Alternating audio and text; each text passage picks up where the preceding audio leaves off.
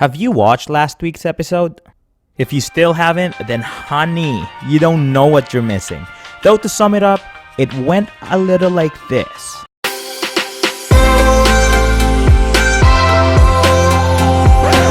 Oh, was it blurry?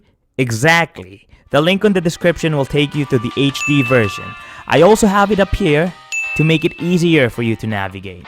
Now back to our regular programming.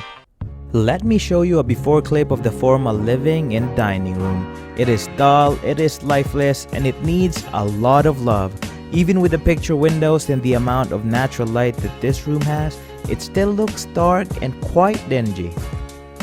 From last week's video, I spackled parts of the walls in the family room. And while I was on it, I also went ahead and did all the dirty job needed for this space. I didn't want to have to deal with the same mess twice. As soon as that was out of the way, I got to work. I started by taking down the curtains, though it seems like this isn't my lucky day. No. As you can see here, I'm using my squeegee with great optimism. I was hoping to take the curtain rods off with the assistance of my squeegee, but as it turns out, the curtain rod is locked and held by a screw to keep it secure. It's now or never, but I think I have to climb up there. And I'm scared of heights.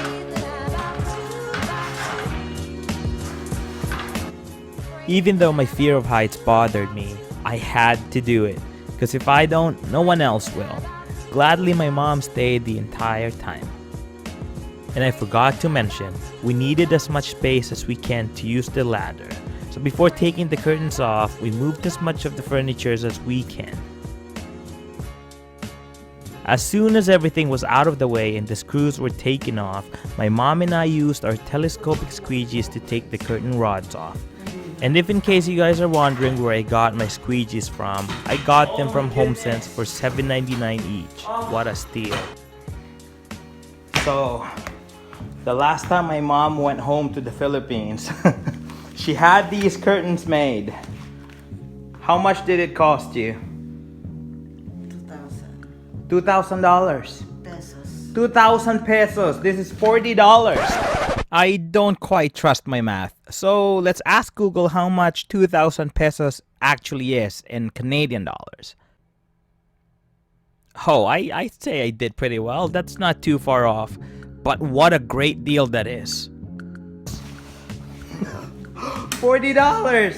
I meant to say 54.58 for curtains and I think some pillowcases. So $2,000, 2,000 pesos, $40. Hey boy, 54.58. Which if we had it made here in Canada by someone, it would have cost us at least $1,000. Again, that's a raw estimation, and let me explain myself why. Because when we had the house built, we asked for a quote from someone who actually makes curtains.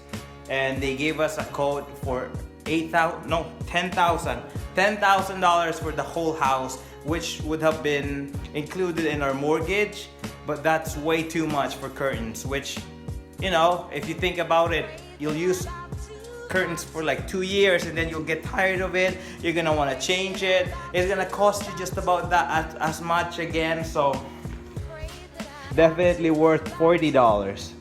Worth it for $40.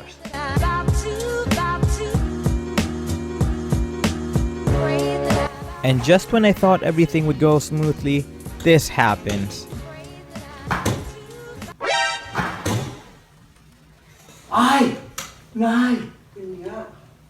The hook that holds the curtain rod came off because of the weight of the curtains. Now I'm gonna have to go back up and fix it. Here we go again. Having to go back up for the second time kinda numbed me. I was shaking up there and my hands definitely sweat out. I hope to never do this again. So to the ladder and to the curtain hook, let's not meet. Andrew Tate, is that you? Oh my goodness, that was intense. Whew. Now here we are trying to put the curtains up for the second time. Luckily, our telescopic squeegees didn't fail us, and I think the curtains turned out pretty amazing if I do say so myself. Oh my goodness. So once again, I'm faced with a really hard decision. Again, with the rug options, I have this one, which is a shag, and I have this rug, which is also a shag. And then down at the basement, we have another rug, which is also a shag. But that one has red lines on it. So with the theme that we have going on in the house, I think that one is the best option. Although at the same time, it's also quite busy. There's lines and there's so many colors. It's white, black, gray, and then red. I feel like going with a two-tone shag is the best option. So I'll give this one a try. This is the old rug that was on here. Ooh. And this is from IKEA. This is, y'all know where this is from. This is from Homesense. Of course, everything's from Homesense. When I was laying the rug down onto the floor, I decided to do something different. And let me explain myself why. This room is so small, and just to give it some visual interest, I think I'll put it differently. I'll lay it down differently on the floor. So like this. And I'm gonna put a throne right over here. It's an accent chair that we have up at my mom's bedroom. So we'll go with that.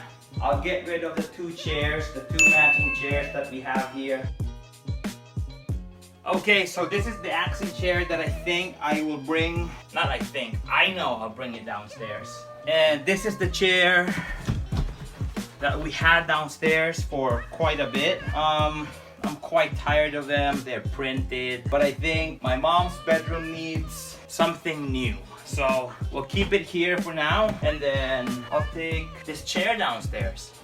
While the thought of taking the chair downstairs didn't sound challenging at all, the deed definitely was. It didn't fit the door. The only way it would fit is to take the legs off, which means I would have to put it back together as soon as it's downstairs. That's some BS right there. A chair fit for a king. Ooh. As soon as the chair was set, we also put the coffee table back, and this room started taking shape. We have this faux living wall that I did 2 years ago, and I swear, whenever we have a guest over, we would get asked how we maintain it or how we water it. But I'm always the person to tell them that it's maintenance free because it's fake. Faker than your fake friends, your fake bag, your fake shoes, and your fake lips.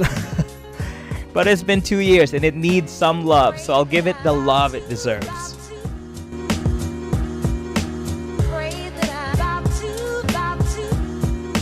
If you guys would like to know more about this faux living wall, then just let me know in the comment section down below, and who knows, maybe one of these days we can make a video about it. We have this wooden table, which, don't get me wrong, looks really good as it is. It's like a hybrid between rustic, modern Scandinavian, and something else I can't identify.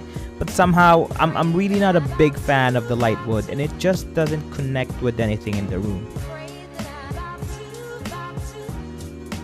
The simplest fix I know is to stain it, and I'm just using a leftover stain that I have from a previous project, and I think it turned out pretty amazing.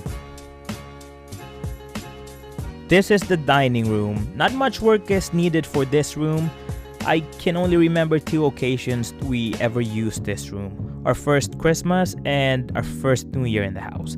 Given that it's barely used, I think it just needs new accessories and a new piece of art.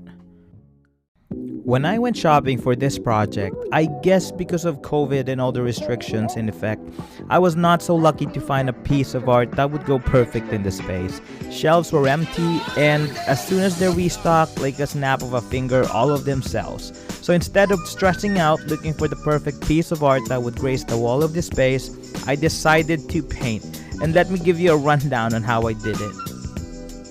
Now, I just want to put it out there, I'm not a painter, and this is actually my first time doing it. I did it in our garage on the floor while it's -8 degrees Celsius outside. Needless to say, it was not the best time to paint. Now let's watch this Bob Ross wannabe make some quote-unquote art. The canvases that I'm using are from Homesense and the paint are from the dollar store. What can I do? I'm a cheapskate. And I found this canvas right here on sale for $4 because of a damage. And I did make it work and it actually turned out perfect.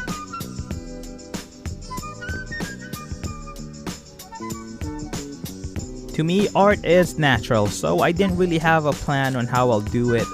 Although I'm a big fan of abstract painting, and so in my head I was picturing out waves of colors, mainly blacks, whites, grays, and a bit of red. So I let myself go and let my creativity take control. Now let's see how far my creativity will take me.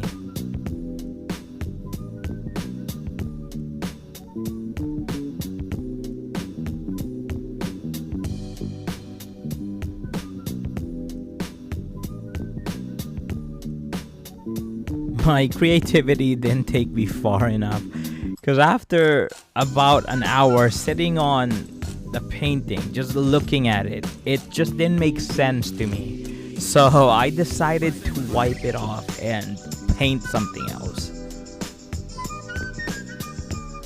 Since I was running out of ideas, I turned to Google and read that there's a technique to giving your painting some texture, and that is with the help of spackling. So I did just that, and somehow I'm liking how it turned out. So I also threw in some pebbles, and to make it more fun, I also added sparkles.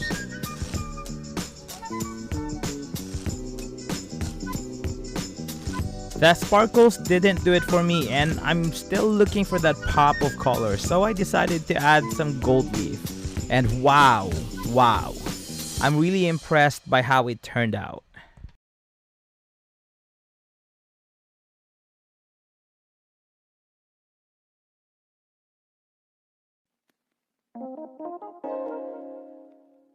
If you ask me to name 3 lazy people I know, I'll take 2 spots and just worry about the other. Once again, just like the last time, I can't be bothered to look for a measuring tape, so I just eyeballed it the best I can. I plan to hang basket hybrid trays on this wall, and given that I just eyeballed it, I think it turned out pretty amazing. After last week's project, I feel more confident giving this room a makeover. Of course, there were still times where I questioned my decisions and my choices, but with my mom's help and of course the positive feedback from my last video, this makeover went by a lot smoother. Of course, just like the last time, everything I will be putting into this room is from Homesense.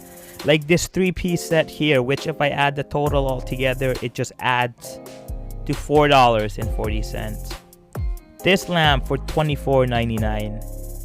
These stools for $40 each. And this ball looking thing for $29.99. This mirror is not from Homesense, it's from a competition, and I paid $300 for it. But believe it or not, I've seen it in Homesense for $99.99. Even the dining table and the chairs we have in this room is from Homesense. I think it's pretty obvious that my family has a Homesense addiction, and it's slowly becoming a problem.